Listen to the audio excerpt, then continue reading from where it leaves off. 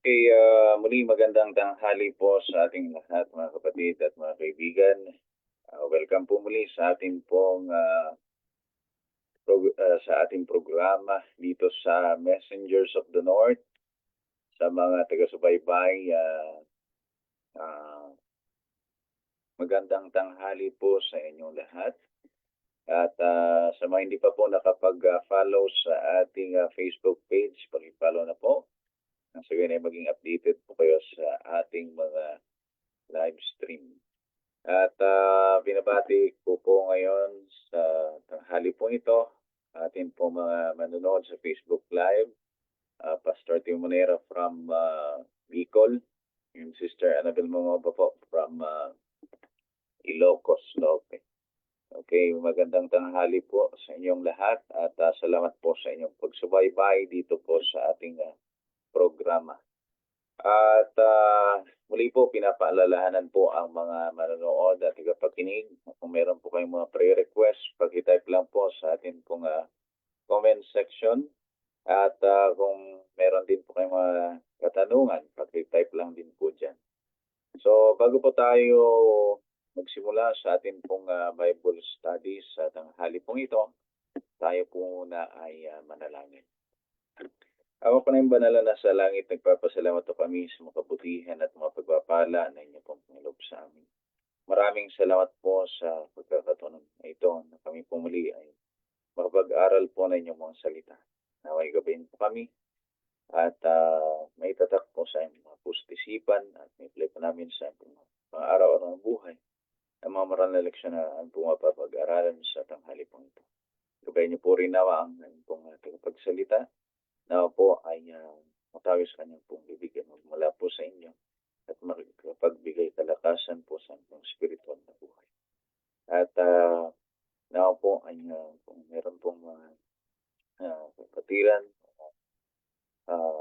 kaibigan, mga manonood at pakinig na may sakit, inyo po na pagalingin, bigyan ng kagalingan spiritual at physical, bigyan niyo po ng mabuting pangatungan kalusugan at kalakasan upang patuloy po sa paglilingkod sa inyo. At patawarin niyo po kami sa iyong mga pagkukulang at mga pagkasala, sa iyong mga pag-iisip at sa mga pagkilos. At ang lahat po na ito ay pong dinadalangin ito ang punihiling sa matay sa pangalan ng pong tagapagligtas sa Jesus. Amen. At ngayon po, bago po tayo tuloy ang dumako sa ating pong pag-aaral sa tanghali pong ito, tayo po muna ay makarinig ng isang mensahe ng awit para po sa ating Panginoon.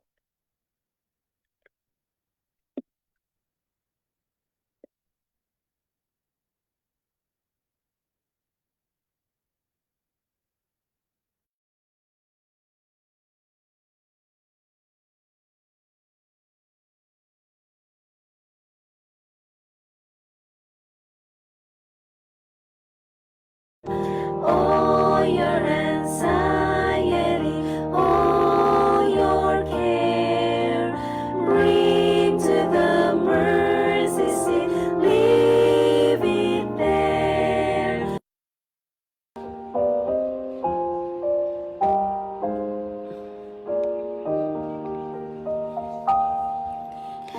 Is there a heart bent o'er with sorrow?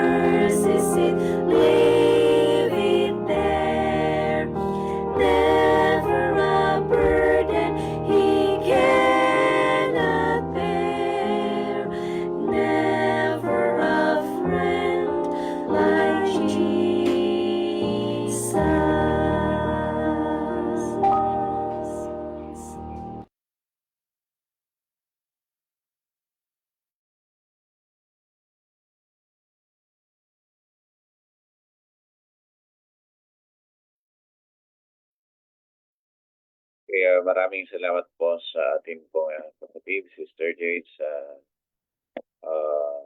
napakagandang mensahe po ng awit. Wala po tayong ibang kaibigan na katulad po ni Kristo. No, na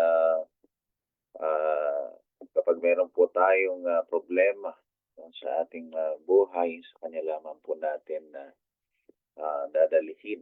No? Idulog po natin ang ating pong problema sa ating pong panalangin sa Panginoon. No? At sabi nga sa Matthew chapter 11 verse 28, na come unto me all you that labor and are heavy laden, and I will give you rest. So sa Panginoon po tayo makakasumpong ng kapahingahan. At ngayon po, sa ating pong pag-aaral sa tanghali pong ito, na may pamagat po na the sin of the judgment, ay tayo na po ay magsisimula at pangunan po tayo ni Pastor Jesse Umali. Isang magandang tanghali po sa bawat isa. Purihin ang pangalan ng ating Panginoon sa oras na ito, sa pagkakataon na ipinagkaloob sa atin upang maipagpatuloy po natin ang ating Bible study.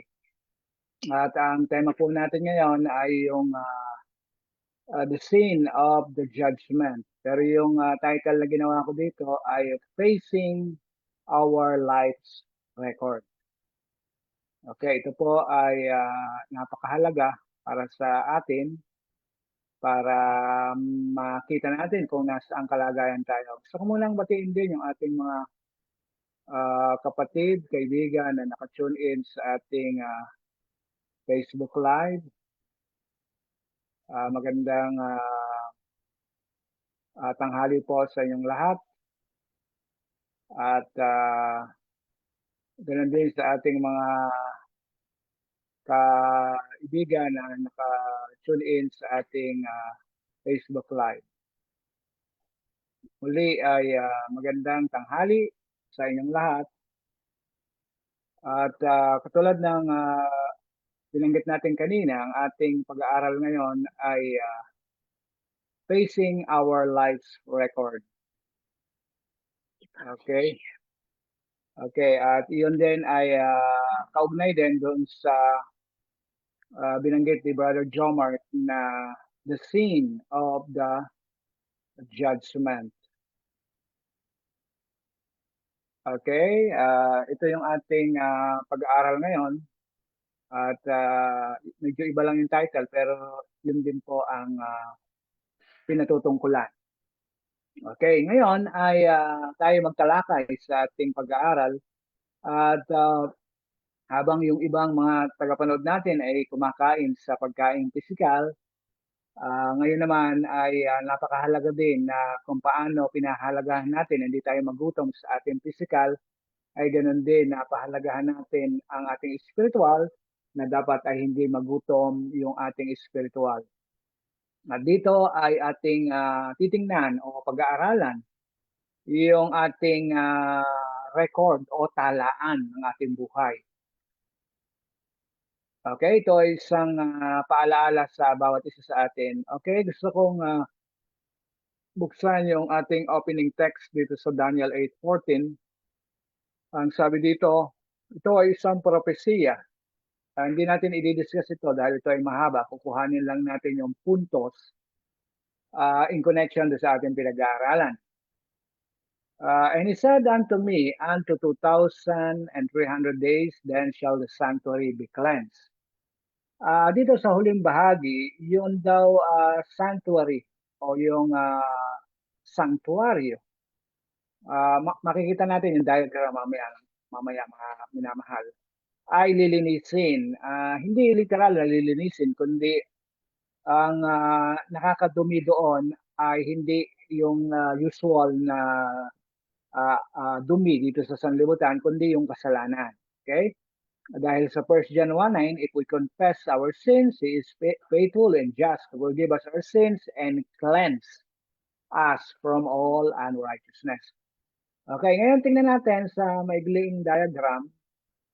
Kung makikita nyo dito mga minamahal, Yung 2,300 nights and days ay nag-umpisa noong 457 BC. Hindi natin ito tatalakayin. Gusto ko lang ipakita yung diagram sa inyo para makita natin kung kailan nagpasimula yung tinatawag na judgment o tinatawag ito na investigative judgment. Mababasa natin iyan sa Revelation 14 verse 7. Ano ang nakasaad doon? Tingnan natin mga minamahal kung ano ang nakasulat doon sa Revelation 14:7. Okay, ang sabi rito, at sinabi niya ng malakas sa tinig, matakot kayo sa Diyos at magbigay kaluwalhatian sa Kanya sapagkat dumating ang panahon ng Kanyang paghatol. Okay? In connection doon sa binanggit natin kanina sa Daniel 8:14, and it said unto me unto 2,300 days. Ibig sabihin kapag natapos na yung 2,300 days and nights, sa prophecy kasi ang one day is equivalent to 1 year.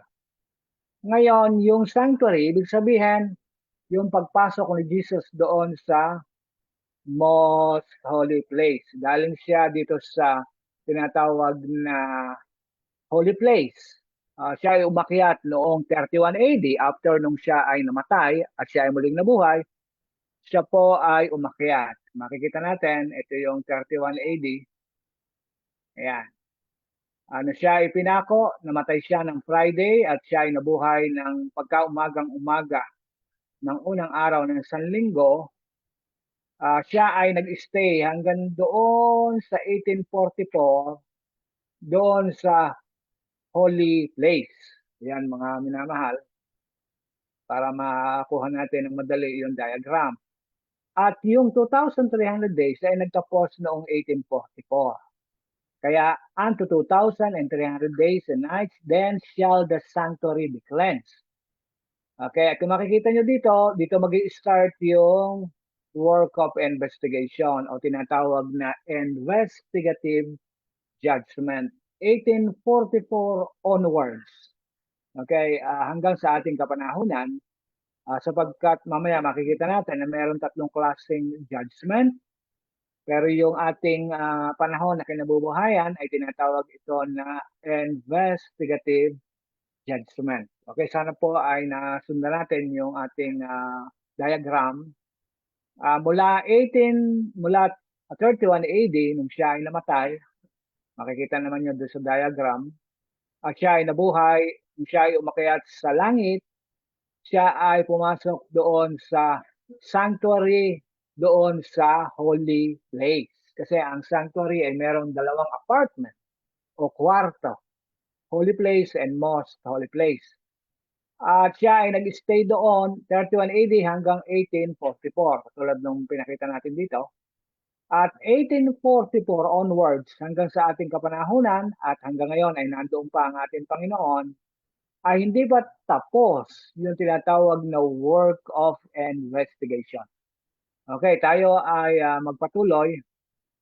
Doon sa Old Testament times, sa panahon ni Moses, ang Diyos ay nagpagawa kay Moses ng sanctuary. Okay, at once a year, ang high priest ay pumapasok doon sa most holy place. Yan po ang parallel kung makikita nyo dito sa diagram. At yung sangayon sa Leviticus 16:15, then shall he kill the goat of the sin offering. Si Jesus pumasok doon sa sanctuary in heaven bilang siya yung slain lamb o yung kordero na pinatay sapagkat sa John 1:29, narito ang kordero ng Diyos na nag-aalis ng kasalanan ng sanlibutan. At hindi lamang siya ang inoffer, kundi siya pa rin ang high priest. Okay, ngayon, merong tinatawag na paghahalintulad. Okay, at ang sabi dito, yung high priest ay pumapasok doon sa most holy place sa once a year. Okay, at ang ating Panginoon naman ay pumasok doon sa most holy place in heaven. Isang beses lang siyang papasok. Nag-umpisa ito noong 1844. Okay? Para mamagitan sa Ama, okay? Ito yung eksena o kaya o scene.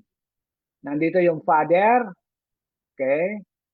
Nandito yung mga anghel, sila ang witness, mamaya makikita natin. At mga minamahal, gusto ko i-clarify na physically wala tayo doon sa heaven. Okay? Pero yung ating by faith na tayo ay hahatulan sang-ayon sa liwanag na alam natin. Okay? Sa James 4:17, sa nakakaalam ng mabuti at hindi ginagawa, ito ay magiging kasalanan sa kanya. Okay? We will become accountable. Kaya sa Hebrews 9:12, neither by the blood of goats and calves, but by his own blood, he entered in once. He entered in once into the holy place. Actually, doon sa other version, ang nakasulat dito ay most holy place. Kasi si Jesus ay pumasok naman talaga doon sa most holy place noong 1844. Having obtained eternal redemption for us. Okay. Ulitin ko, wala tayo doon physically. Okay? Pero yung by faith, okay? Ongoing, yung tinatawag na work of investigation o tinatawag natin na investigative judgment. Kaya we are living in a very solemn time sa ating kapanahunan. Okay? Ngayon, tingnan natin mga minamahal, tayo magpatuloy sa ating pag-aaral. Sa Hebrew 4:14, seeing then that we have a great high priest. Meron tayong dakilang saserdote, mataas na saserdote that is passed into heavens, Jesus, the Son of God, let us hold ating panghawakan ng ating profession, pagpapanggap. Hebrews 4:15, for we have not a high priest which cannot be touched with the feeling of our infirmities. Alam na alam ng Panginoon kung ano ang ating nadarama kapag tayo ay tinutukso. Bakit? Kasi siya ay nagkatawan tao. Kung ano yung nadarama natin, yun din ang kanyang nadarama dahil siya ay nagkatawan tao. But was in all points tempted like as we are, yet without sin. Okay? Siya ay best example natin dahil siya ay nagkatawan tao.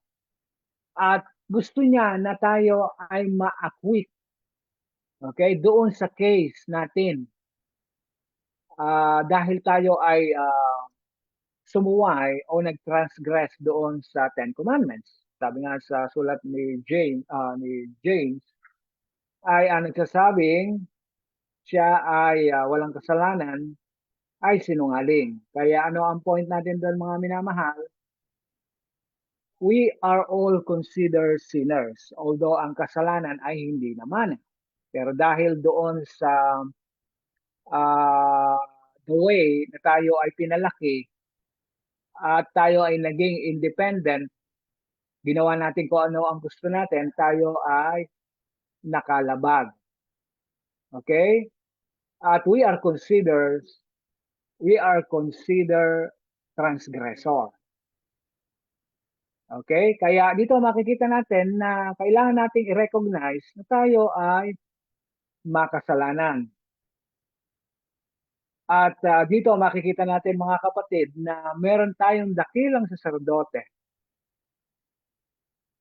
Walang iba kundi ang ating Panginoon at siya ay handa na tayo ay patawarin. Pero we need to cooperate. Okay, yan ang napakahalaga. Parang isang tao na nung siya ay mapadala ng sudpena dahil siya ay may kaso, kailangan na ito ay bigyan niya ng atensyon.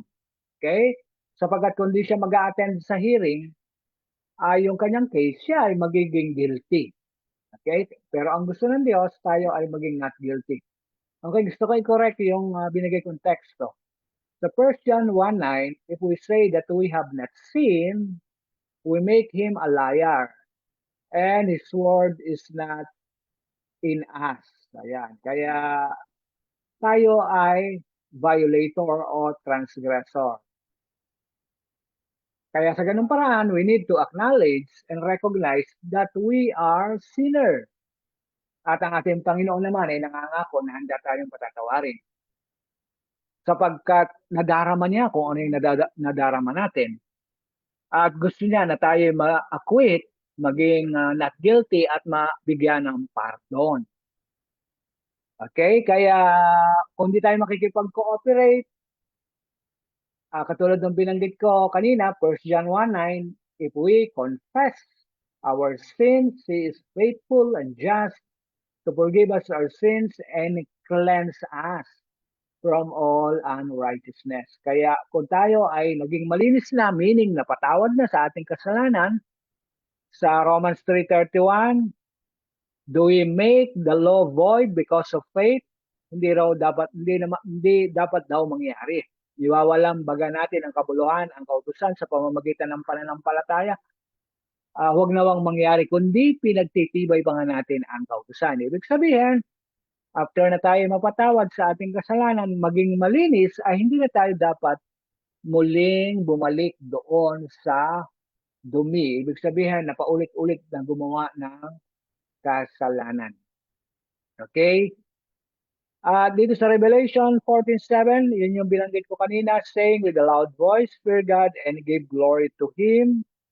Magbigay daw tayo ng kaluwalhatian, for the hour of His judgment is come, and worship Him that made heaven and earth and the sea and the fountains of waters. Okay, ito ang scene of the judgment. Yung mga anghel, mamaya makikita natin kung ano ang kanilang role, ang Father, ang angels,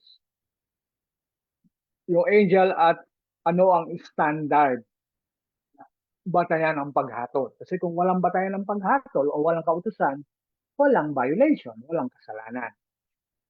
Okay, sapagkat ang definition ng kasalanan, sin is the transgression of the law. Okay, katulad ng binanggit ko, merong 3 kinds of judgment. Ito nga ay yung kung saan tayo ngayon, yung investigative judgment, at yung millennial after 1,000 o doon sa time ng 1,000 years. Hindi ko na i-discuss ito dahil dito muna tayo sa unang bahagi, yung investigative judgment na ongoing since 1844. Okay, pero bigyan ko ng maikling explanation yung millennial judgment. Kapag dumating si Jesus sa second coming, sa mga nakaraang pinag-aralan natin, mag-i-spend yung maliligtas ng 1,000 years in heaven. Kaya mil, ito ay 1,000. Kaya 1,500. Ayan, 1,000. 1,000. Hahatulan ng mga banal yung mga anghel. Okay, yung mga makasalanan. Okay, sapagkat merong hindi binuhay na mga makasalanan, sila ay bubuhayin after 1,000 years. Okay? At yung executive judgment, ito na nga yung pinaka-final destruction.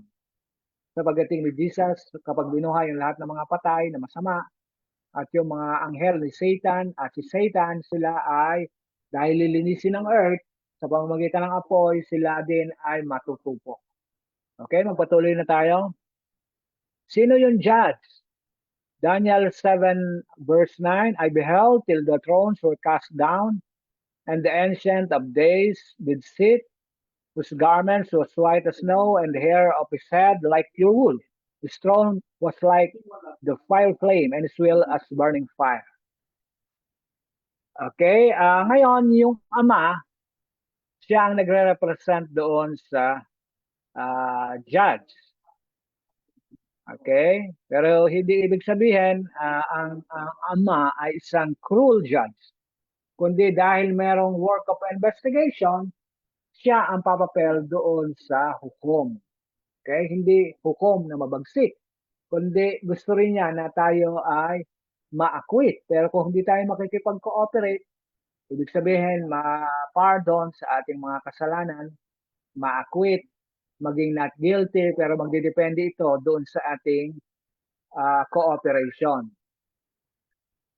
Okay? Kaya dito makikita natin mga kapatid, yung ating pinag-aaralan, ito ay napakahalaga sapagkat ito ay makakatulong sa atin para malaman natin kung nasaang yugto o bahagi na tayo ng kasaysayan ng sanlibutan at kung ano ang ating situation sa harap ng Panginoon.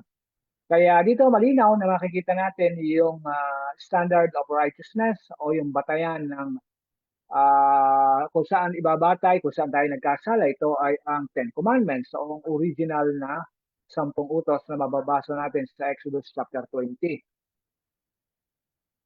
Okay, kaya dito ay uulitin ko ulit dahil din sa picture ay nandito yung tao, yung human, nandito si Jesus as a mediator. Physically, wala tayo doon. Pero ito ay illustration para makita natin kung ano ang ating situation. Okay, ngayon ay, ayan, ito yung ating situation. Okay, at sa Daniel, kanina binanggit natin kung sino yung judge, yung father. At yung ating mediator sa Daniel 7:13, I saw in the night vision, yon ang sabi ni Daniel, and behold, one like the Son of Man came with the clouds of heaven and came to the Ancient of Days, and they brought him near before him. Okay, bakit one like the Son of Man? Because Jesus, He He was our representative in heaven nung siya ay umakyat sa langit. Nung siya ay nagkatawang tao, siya naman ang representative ng kanyang ama dito sa lupa. Pero noong siya ay naging overcomer at nakapanagumpay, siya naman ang representative natin doon sa ama bilang siya ay kumakatawan doon sa Son of Man. Yan. Ang ating Panginoon came with the clouds of heaven and came to the Ancients of Days. Kasi dito, kung makikita nyo, ginamit din na I beheld till the thrones were cast down and the Ancient of Days. Ayan. Okay, merong parallel dito. Siya ay pumunta din, si Jesus, doon sa Ancient of Days para isagawa yung kanilang gawain, yung Ama as judge, si Jesus naman as mediator o kung sa atin ay attorney. Ayan, mga minamahal. Bakit siya ay tinawag na Son of Man? Bukod sa siya ay nagkatawang tao, siya ang ating representative before the Father, one like themselves, one who was in all points tempted like as we are, rather, and who is touched with the feeling of our infirmities. At sa 1 Timothy 2:5, for there is one mediator between God and man, the man Christ Jesus. Ayan, kaya napakaganda mga minamahal. Ang Ama, ang Anak, ang God the Father, God the Son, and the Holy Spirit. Ay ano ang ginagampanan ng Holy Spirit? Gusto niya na makonvict tayo sa kasalanan. At siya ay may kapangyarihan para tayo ay linisin kapag tayo ay pinagpaubayan natin sa kanya ang ating buhay. Meaning, nakipag-cooperate tayo. Kaya yung heavenly trio na ang Ama, Anak, at ang Banal na Espiritu ay sila ay mayroong unity para tayo ay ma-assure, magkaroon ng katiyakan na tayo mapapatawad sa ating kasalanan at tayo makakapasa doon sa pamantayan na yon o yung 10 Commandments. Without hesitation o ibig sabihin, in our own strength, we cannot pass or we cannot do yung mga bagay na yan. But if we cooperate, if we rely, if we surrender to the Lord, ay makakapasa tayo doon. Okay? At sino yung mga witness? Heavenly angels as our witnesses. A fiery stream issued and came forth from before him. Thousands ministered unto him, and 10,000 times 10,000 stood before him. The judgment was set, and the books were opened. Merong evidence kasi merong talaan. Sino ang nagtatala? Yung mga anghel. Kaya meron tayong recording angel. This represent the heavenly angels. The angels perform an important part in the judgment dahil sila ang mga saksi at sila ang nagtatala kung ano ang ating ginawa. Maaaring meron tayong ginawang kasalanan na ito ay nailihim natin, pero ito ay hindi nalilingid sa mata ng ang mga anghel na nagbabantay sa atin. Okay, kaya sa Revelation 20:12, and I saw the dead. Yan, ang work of investigation ay mag-uumpisa doon sa mga patay. Judgment sa mga patay. At after that, ay doon na sa mga buhay. Bakit sa mga patay? Kasi closed book na sila eh. Okay, kaya doon sa mga napag-aralan natin, kapag namatay na yung tao, wala na yung immortality of soul. Ibig sabihin immortality, walang kamatayan yung kaluluwa kasi yung kaluluwa, tayo mismo yun. Kapag tayo ay namatay na, yung ating katawan na ito ay gawa sa alabok, ay babalik sa alabok at yung ating hininga, babalik sa Diyos at tayo magiging patay na kaluluwa. At tayo muling bubuhayin. Okay, dito sa huling bahagi, and sabi rito, then another book was opened, which is the book of life. And the dead were judged by what was written in the books according to what they have done. Okay, kaya napakahalaga mga minamahal. Make our calling and election sure. We need to settle our account sa ating Panginoon. Gawin natin kung ano yung makakalugod sa Kanya. Sapagkat ang ating buhay o ang ating panahon ay very solemn. Meron tinatawag na tatlong klase ng aklat. Unang binanggit natin ay yung Book of Life. Tingnan natin kung ano ang nakalagay dito sa Book of Life, mga minamahal. The Book of Life, wherein are recorded the name of all those who accepted the service of God. Yung mga tao na gumawa sa ating Panginoon. Ibig sabihin, naglilingkod. The Book of Life contains the name of all who have entered the service of God. Yung ikaw ay ibinigay mo ang iyong buhay sa Panginoon. Okay? Rejoice because your name are written in heaven. Lucas 10:20. Paul speak of his faithful fellow workers whose name are in the book of life. Philippians 4:3. Daniel, looking down to a time of trouble such as never was, declares that God's people shall be delivered, everyone that shall be found written in the book. And the Revelator says that those only shall enter the city of God whose names are written in the Lamb's Book of Life. Yung mga tao na ibinigay nila ang kanilang sarili, ang kanilang buhay sa Panginoon, sila yung matatala doon sa Book of Life. Kaya yung mga tao na naglingkod sa Diyos, yung ibinigay nila ang kanilang buhay, yung kanilang sarili, hindi para paluguran ang kanilang kagustuhan, kundi kung ano ang kagustuhan ng Panginoon. Yung isa ay Book of Remembrance. Okay, ano ba ang nandoon? A Book of Remembrance is written before God in which are recorded the good deeds, yung mabubuting gawa natin, them that fear the Lord and that thought upon His name, Malachi 3:16. Their words of faith, yung kanilang mga pananalita na mayroong laging pag-asa. Okay, may pananampalataya, pagtitiwala, laging ina-exalt ang Diyos, hindi ang kanilang sarili. Their acts of love, okay, not motivated by fear or obligation, but by love, are registered in heaven. Nehemiah refers to this when he says, remember me, O my God, and wipe not out my good deeds that I have done for the house of my God. Mga minamahal, it is a reminder na hindi tayo maliligtas sa mabuting gawa. Ngunit kung ibinigay natin ang ating buhay sa Panginoon, it will become natural and spontaneous na magkaroon tayo ng mabuting gawa. Parang isang puno na natural lang na yung puno ng mangga ay magbunga ng mangga. Kaya if we are connected to our Lord Jesus Christ, kaya ang sabi niya sa John 15 verse 1 to 5, abide in me and I in you. Cannot bear fruit except ye abide in me. Okay, kaya kung tayo ay nakaugnay sa Kanya sa pamamagitan ng panalangin,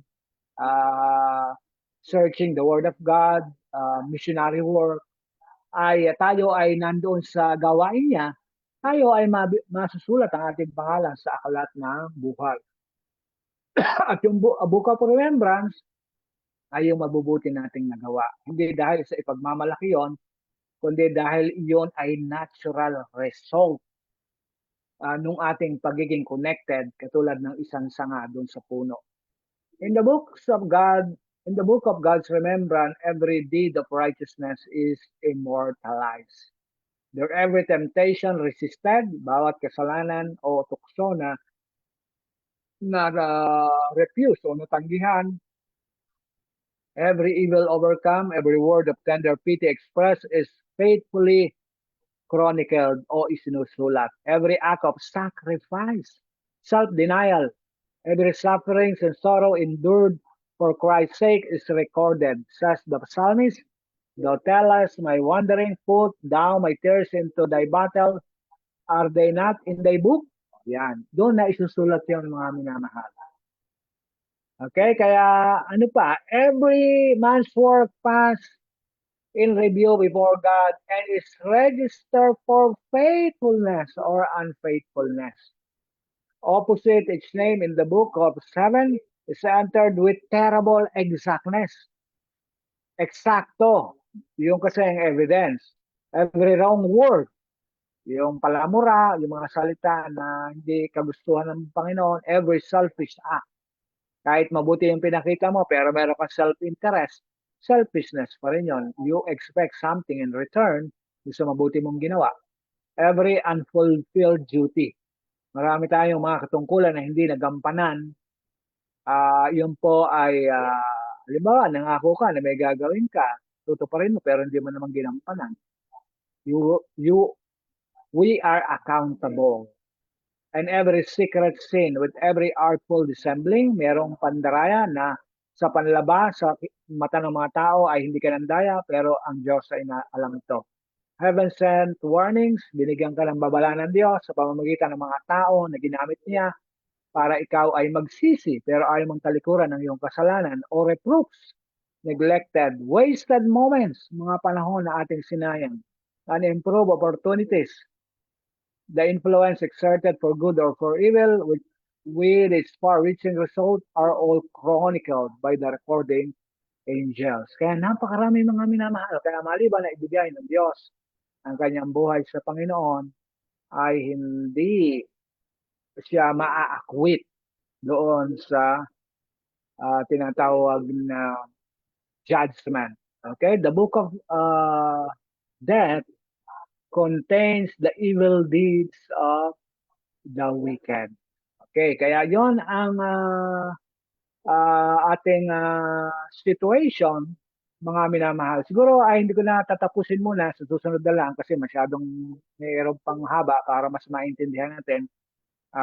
Kung sa Tuesday ay ibang topic o kaya ito ako na lang magtutuloy sa Tuesday para elaborate pa natin ng konti para hindi tayo masyadong mamadali. Kasi ay masyadong hahaba na yung ating Bible study. Kaya doon sa naiwan nating nabasa, mga minamahal, we need to enter in the service of God. Meaning, maglingkod tayo sa Panginoon, ibigay natin ang ating buhay sa Kanya. At doon sa ating napag-aralan, ipinakita doon yung judge, walang iba kundi ang Ama, ang ating attorney o mediator ay si Jesus, at ang witnesses o witness ay ang mga anghel. At meron tayong talaan, yung Book of Life, Book of Remembrance, and Book of Death. Kaya mga minamahal, at nawa ibigay natin ang ating buhay sa Panginoon sa bawat sandali ng ating buhay. At kung dumating na yung time na tayo na ang ini-investigate, ay ma-acquit tayo. O kaya ma-pardon tayo, maging not guilty tayo. Sabagat iyon ang gusto ng ating Panginoon. Kapag tayo nakipag-cooperate at binigay natin ang ating buhay sa Kanya, tayo ay mapapardon. Ang magiging verdict, not guilty. Nawa ang pagpapala ng Diyos ang mapasa atin sa tanghaling ito. Ito po ang aking dalangin sa pangalan ni Jesus. Amen.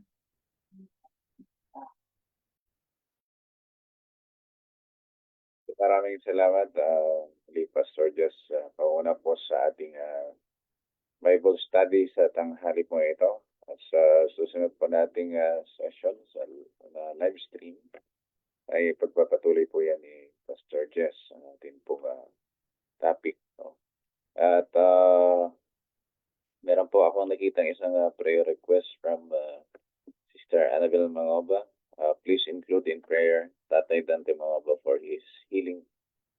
Thank you and God bless. Yan po ang sabi ni Sister Annabel Mangoba. At binabati po natin yung manonood po natin, Brother Ronald Estibar from Pangasinan, Brother Edward Maniago from Taguig City, Sister Leta Ganson from Pangasinan din po, and Sister Susan Cardano from Bicol, at ganun din po Sister Susan Galupo from Ifugao. Okay, magandang tanghali po sa inyong lahat. At so tayo naman po ay dadako sa ating po closing prayer. Include daw po natin si Tatay Dante Mangoba.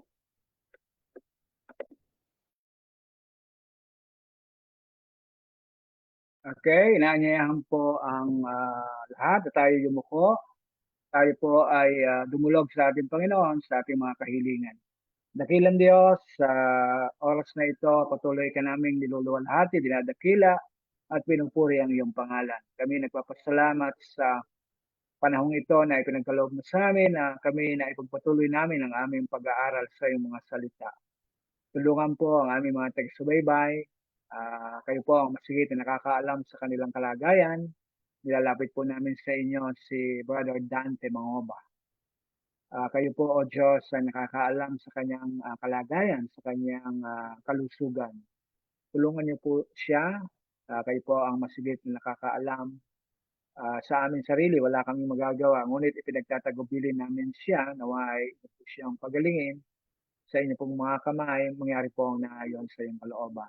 Ganun din ang mga tagapanood namin na maaaring sila rin ay may mga problema o suliranin sa kanilang pamilya, maging ito man ay financial, maging ito man ay sa kalusugan, kayo po, O Diyos, ang nakakaalam.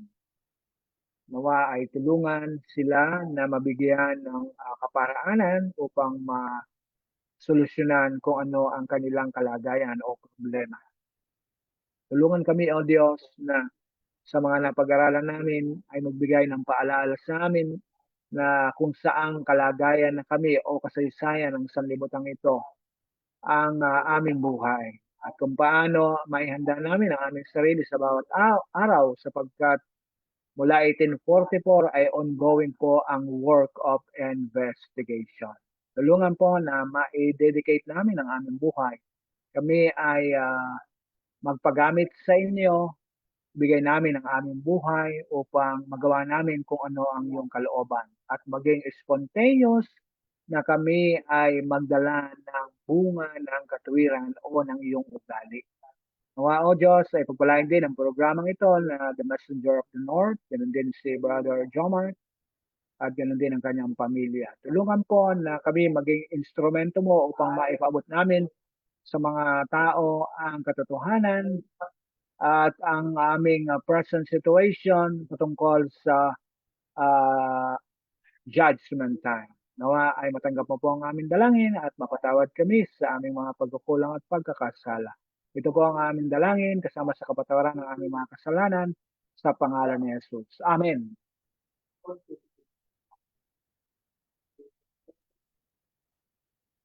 Okay, maraming salamat po ulit, Pastor Jess, po sa ating closing prayer. At ngayon po ay makakarinig po tayo muli ng isang natatanging awit para sa ating Panginoon, para po sa ating pong pagtatapos.